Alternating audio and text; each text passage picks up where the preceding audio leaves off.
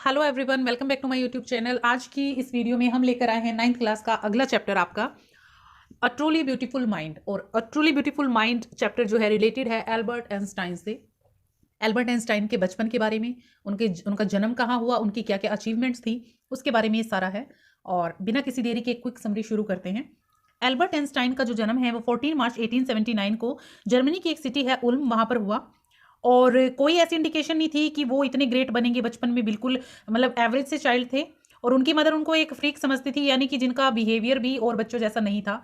उनका जो सिर था औरों के मुकाबले बहुत बड़ा था, और इसलिए वो उनकी मदर को भी थोड़े अजीब ही लगते थे। 2.5 साल तक वो बोल नहीं पाए थे, और जब उन्होंने फाइनली बोलना शुरू किया तो वो एक एक वर्ड को 2 बार बोलते थे। और उनको नहीं पता था कि जो मेरी एज के बच्चे हैं मैं उनके साथ क्या करूं, कैसे खेलूं। तो जो भी उसके प्लेमेट्स थे वो उसको ब्रदर बोरिंग कह के बुलाते थे। और इसलिए जो उनका बचपन बीता तो वो अकेले ही बीता। उसके बाद इसमें लिखा है कि वो मैकेनिकल टॉय से बहुत ज़्यादा प्यार करते थे।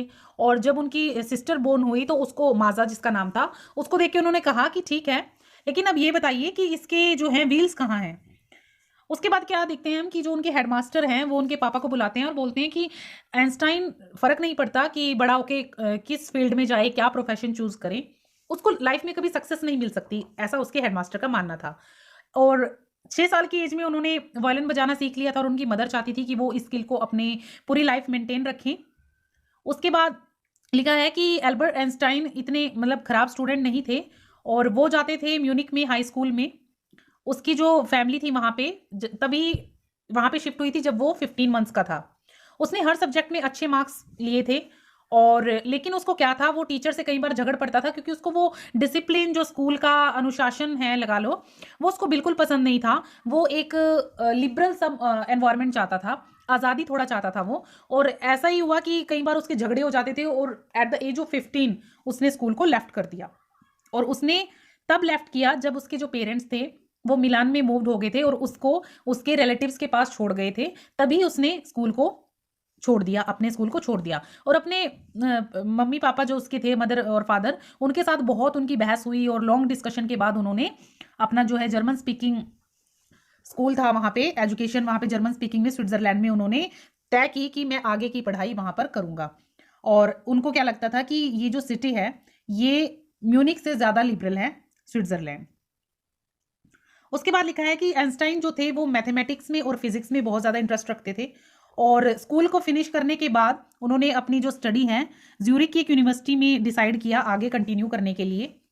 उसके बाद इन्होंने इसमें लिखा है कि उनका एक स्पेशल इंटरेस्ट एक साथ पढ़ने वाली स्टूडेंट में भी हो गया, और जिसका नाम था मिलेवा मैरिक। और वो बहुत ज़्यादा इंटेलिजेंट लड़की थी, और इनके बीच में कई बार लेटर्स भी इन्होंने आपस में दिए, और उसमें भी कई बार साइंस की ही बातें होती थी। और ये बड़ा सपोर्ट करते थे उस लड़की को, बहुत पसंद भी करते थे।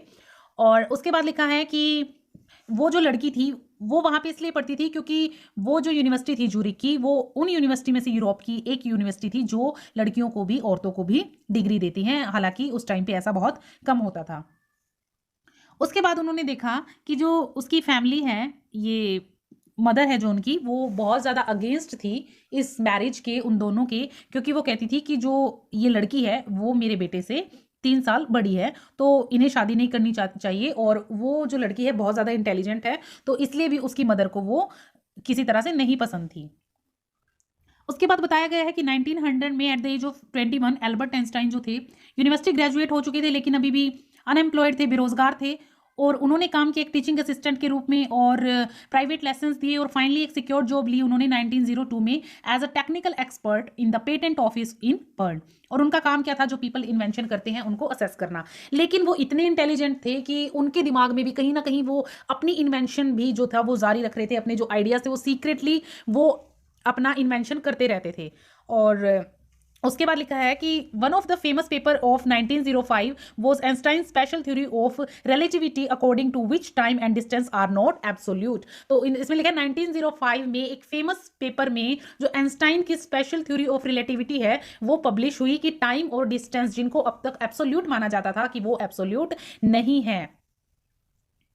और एब्सोल्यूट का मीनिंग यहां दिया भी है, measured in itself not in relation to anything else. उसके बाद इन्होंने क्या किया,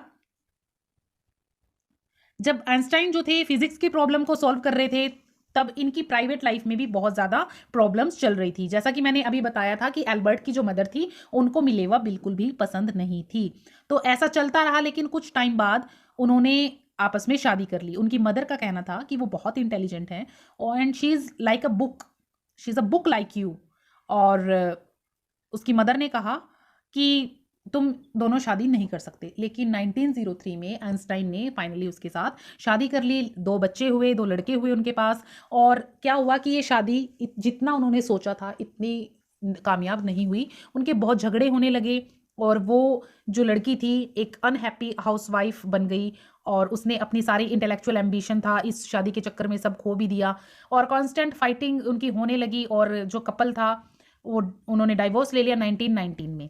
उसके बाद सेम ईयर में आइंस्टाइन ने अपनी कज़न एल्सा के साथ शादी कर ली, जिससे कि उसकी मदर चाहती थी कि उसके साथ शादी करे। उसके बाद 1915 में उनकी एक theory I, general theory of relativity.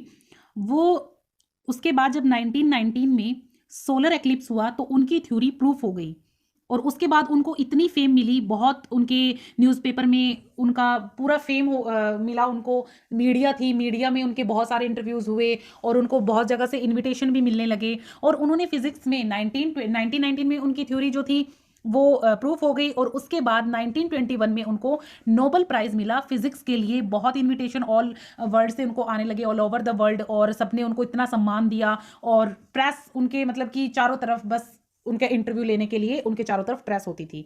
उसके बाद 1933 में क्या होता है, जो नाजीज होते हैं, नाजीवाद आपने हिस्ट्री में सुना होगा, वो पावर में आते हैं जर्मनी में और आइंस्टाइन को छोड़ना पड़ता है जर्मनी और वो अमेरिका चले जाते हैं। उसके बाद उन्होंने 5 साल बाद जब जो अमेरिकन फिजिस्ट थे उनको पता लगा न्यूक्लियर फिजन के बारे में बर्लिन में, तो वो बहुत ज़्यादा अपसेट हो गए और वो इतने ज़्यादा अपसेट हुए। उन्होंने आइंस्टाइन को कहा कि अब वो नाजी से बहुत ज़्यादा डरते हैं और वो उन्होंने जो है एटॉमिक बम उन्होंने अब वो बना सकते हैं। तो ऐसे में अगर इसका यूज़ कर लिया गया तो ये बहुत ज़्यादा ही मानव जाति के लिए खतरनाक हो सकता है। तो इतना ज़्यादा वो डर गए उनसे।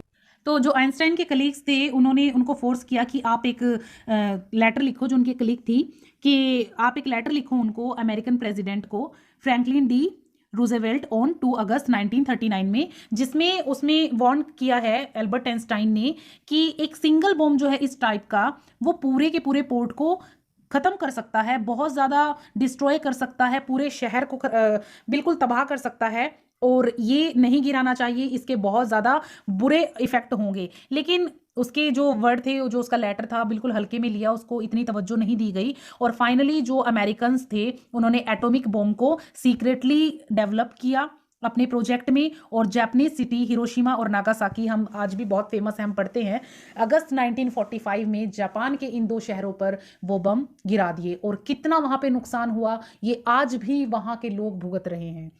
और इस घटना के बाद जो आइंस्टाइन थे वो अंदर तक हिल गए थे और उसके बाद उन्होंने एक यूनाइटेड नेशन को एक चिट्ठी लिखी, एक, या फिर जैसे कहते हैं कि एक स्पोक्समैन वो बन गए थे। तो उन्होंने कहा कि एक वर्ल्ड गवर्नमेंट होनी चाहिए जो कि देशों, जितने भी कंट्रीज हैं वर्ल्ड के, उन पे लगाम लगा सके, उनके गलत डिसीजन को रोक सके, उन पर एक्शन ले सके। लेकिन इसका कोई इम्पैक्ट नहीं पड़ा और उसके बाद वो थोड़े टाइम बाद पॉलिटिक्स में भी इन्वॉल्व हो गए और उस डेमोक्रेसी को बहुत ज़्यादा सपोर्ट करते थे, शांति हो हर जगह, इस चीज़ को बहुत ज़्यादा, लोकतंत्र जो देश होते हैं, लोकतंत्रात्मक एक स्ट्रक्चर होना चाहिए देश में, इस चीज़ को वो बहुत ज़्यादा पॉलिटिक्स में रह के सपोर्ट करते थे। और उनकी जो डेथ थी वो 1955 में हुई at the age of 76 and he was celebrated as a visionary and world citizen as much as a scientific genius. तो ये इसमें सब कुछ था। इसमें आपने जो है मेन क्या याद रखना है, इसमें आपने जो एल्बर्ट आइंस्टाइन है उनका बोर्न तो मे बी पूछ भी लेते हैं कई बार फिर भी,